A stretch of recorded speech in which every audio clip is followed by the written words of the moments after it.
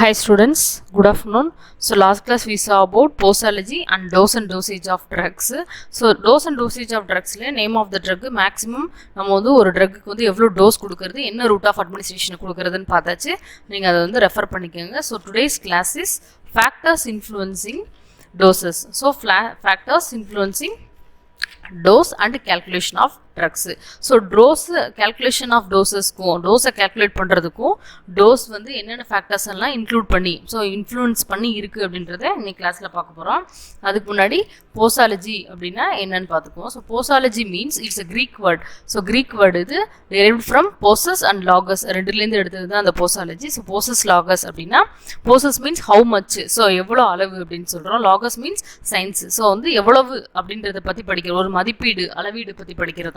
So எதுக்கு அப்படினா doses. So it's defined as the branch of medicine deals with doses. The dose of drug cannot be. So branch of medicine deals with doses. So dose பத்தி படிக்கிற ஒரு science தான் இந்த posology அப்படின்றது. The dose of drug cannot be fixed rigidly.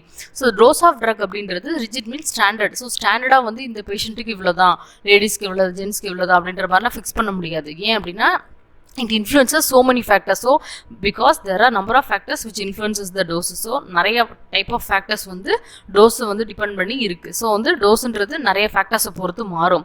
So example age, condition of the patient, severity of the disease. So இதெல்லாம் பொறுத்து dose மாறும். So அதனால தான் சொல்றாங்க the dose of the drug can't be fixed rigidly because there are number of factors which influences the doses. Okay, so இதுதான் வந்து posology. இந்த அடுத்து நான் வந்து last 3 கிளாஸ்ல அனுப்புறதெல்லாம் the maximum quantity of the dose எவ்வளோ கொடுக்கலாம் அப்படின்றதோட டீடைல்ஸ். ஸோ அதுதான் வந்து போசாலஜியில் வர்றது.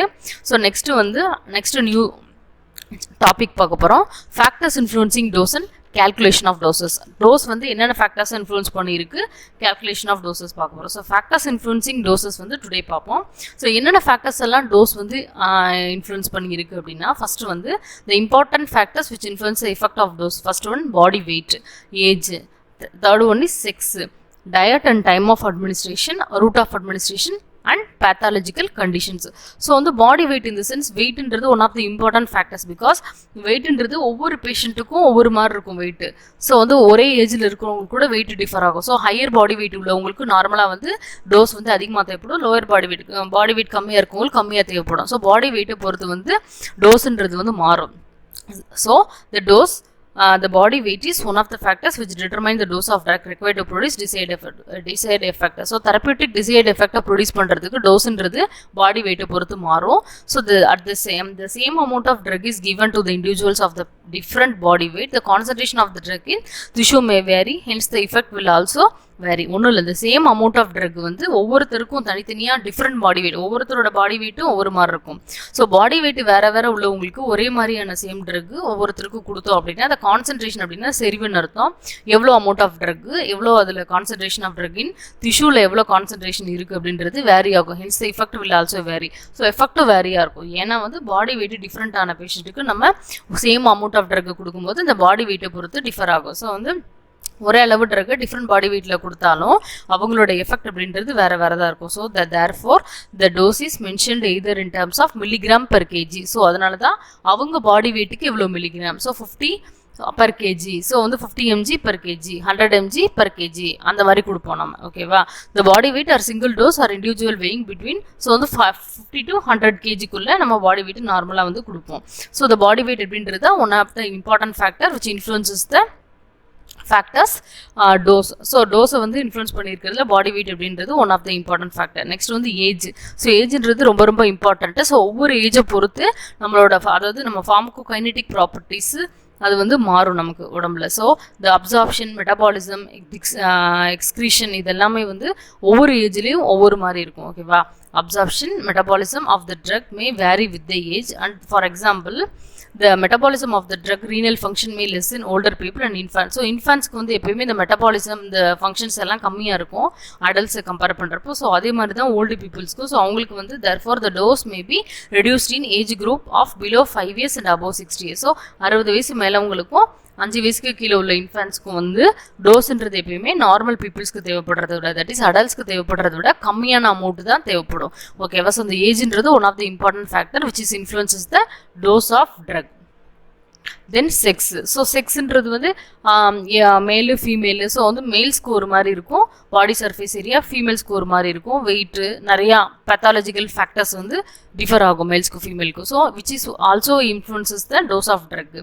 So special care must be taken when the drugs are administered during the. So menstruation, pregnancy, lactations டைமில் ஸ்பெஷல் கேர் வேணும். ஸோ வந்து எல்லா டைம் ஒவ்வொருவோட எக்ஸ்க்ரீஷன் சரி ஒவ்வொன்றுமே வந்து ஒவ்வொரு இண்டிவிஜுவல் ட்ரக்குக்கும் வேறு வேறு மாதிரி இருக்கும். ஸோ ப்ரெக்னன்சி அந்த டைமில் போனோம்னா ப்ரெசென்ட்டாக க்ராஸ் பண்ணுற ட்ரக்ஸு பேபி ஃபீட்டஸை வந்து அஃபெக்ட் பண்ணும். லாக்டேஷன் இன் த சென்ஸ் மில்கில் எக்ஸ்க்ரீட்டர் ஆகிற ட்ரக்ஸ் வந்து பேபியை அஃபெக்ட் பண்ணும்.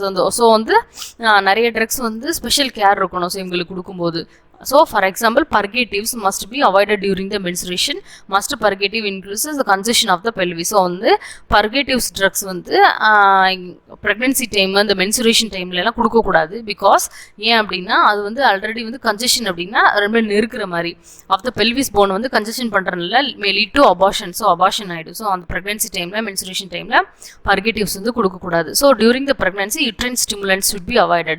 ஸோ uterine stimulants oxytocin வந்து கொடுக்கக்கூடாது. Coumarin anticoagulant should not be given the lactating mother and pregnant woman. So வந்து அதே மாதிரி Coumarin அப்படின்ற ஆன்டிகோயாகுலன்ஸ், ஸோ கோயாகுலண்ட்டை ப்ரிவென்ட் பண்ணுறது ஆன்டிகோயாகுலன்ஸ். அந்த மாதிரி ஆன்டிகோயாகுலன்ஸ் வந்து ப்ரெக்னென்ட் டைம்லேயும் சரி லாக்டேட்டிங் மதர்ஸ்க்கு கொடுக்கக்கூடாது. They can pass into the placenta and milk. So excretion வந்து மில்க் வழியாக போகிறனால இன் பிரெஸ்ட் ஃபீடிங் பண்ணும்போது ஃபீட்டஸ்க்கு போயிடும். ஸோ அதனால் அந்த they may produce harmful effect to the foetus. So வந்து அதனால் வந்து கொடுக்கக்கூடாது இந்த மாதிரி லாக்டேட்டிங் மதர்ஸ்க்கு.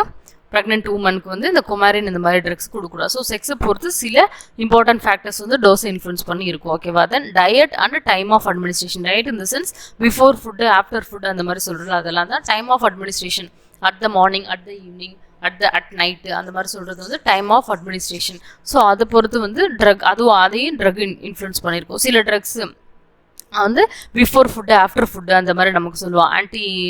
அதாவது சாப்பிட்டதுக்கு முன்னாடி சாப்பிட்ணும், சாப்பிட்றதுக்கு அப்புறம் சாப்பிட்ணும் அப்படின்ற மாதிரி சில ட்ரக்ஸுக்கு ஸ்பெசிஃபிகேஷன்ஸ் இருக்கும். Some drugs are given in after meals in order to reduce the gastric irritation. So வந்து சாப்பிட்டதுக்கப்புறம் so acid drug, irritating drugs எல்லாம் வந்து என்ன அப்படின்னா எம்டி ஸ்டொமக்கில் எடுத்துக்கக்கூடாது. ஏன்னா இரிட்டேஷனும் ப்ரொடியூஸ் பண்ணும். ஸோ வந்து எதுக்கு அப்படின்னா பிஃபோர் ஆஃப்டர் மீல்ஸ் அப்படின்ற to reduces the gastric irritation.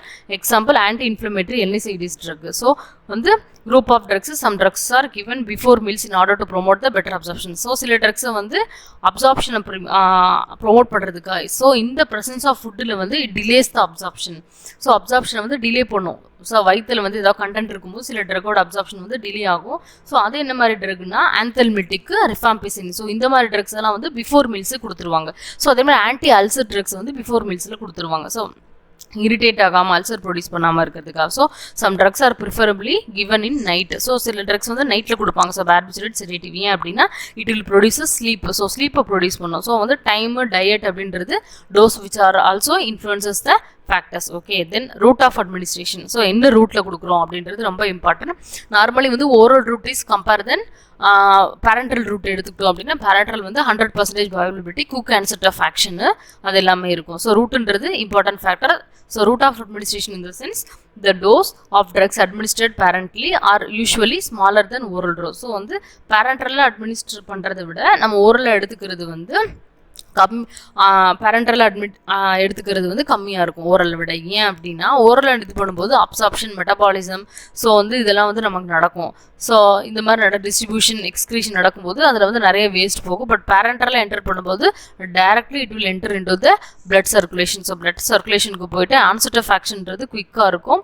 So இந்த ஓரலில் எடுத்துக்கும் போது ஆன்செட் ஆஃப் ஆக்ஷன்றது கம்மியாக இருக்கும். ஸோ இது வந்து 100% bioavailability. So decide therapeutic effect வந்து அதிகமாக இருக்கும். எதுக்கு? parental compare than oral. So அதனால தான் the dose of drug administered parentally are usually smaller than oral doses. So அதனால தான் வந்து parental எடுத்துக்கிறது oral dose விட கம்மியா இருக்கும். So the drugs which are not completely absorbed orally are inactive orally.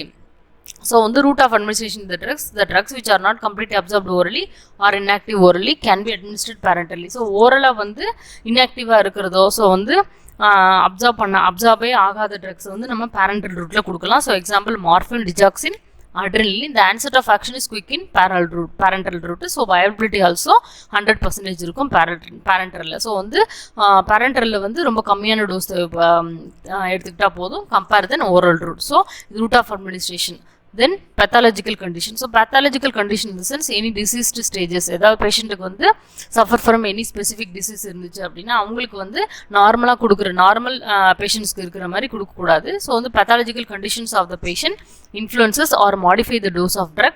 For example, antipyretic reduces the temperature and fever but have no effect in normal person. அதாவது so ஆன்டிபைரட்டிக்ன்றது so paracetamol. So அது வந்து normal பேஷண்ட்டுக்கு கொடுத்தீங்க அப்படின்னா எந்த எஃபெக்டும் இருக்காது. But fever patient கொடுக்கும்போது அது வந்து it will reduces the body temperature. So the dose of barbiturates and chlorpromazine may produces prolonged effect in cirrhotic patient. So வந்து ப்ரொலாங்ட் எஃபெக்டை சிராட்டிக் லிவர் அஃபெக்டட் பேஷண்ட்டுக்கு வந்து ப்ரொலாங்ட் எஃபெக்டை கொடுக்கும். So antibiotics, so antibiotics like streptomycin, garamycin also many excreted in kidney. So if there are administered to the patient with kidney disorder, these drugs are produces toxic effect. Already வந்து இந்த antibiotics வந்து அதாவது streptomycin, கேராமைசின் அப்படின்றது வந்து liver வழி excrete ஆகும். So liver failure, liver issues இருக்க பேஷண்ட்ஸ்க்கு, கிட்னி இஷ்யூஸ் இருக்க பேஷண்ட்ஸ்க்கு அதை கொடுக்கும்போது என்ன அப்படின்னா ஆல்ரெடி வந்து அது வந்து ஃபங்க்ஷன் ஆகாமல் இருக்குது. அப்போ வந்து நமக்கு டாக்ஸிக் எஃபெக்டாக ப்ரொடியூஸ் பண்ணும். So pathological condition is the one of the important factor which influences the dose of drug. So இது வரைக்கும் என்ன பார்த்துருக்கோம், ஸோ என்னென்ன ஃபேக்டர்ஸ் எல்லாம் வந்து டோஸுக்கு வந்து இன்ஃப்ளூயன்ஸ் ஆகிருக்கு. Body weight, age, sex, then time and date of route diet and time of administration, route of administration, then pathological condition. So next class we'll see in detail about calculation of doses. Okay.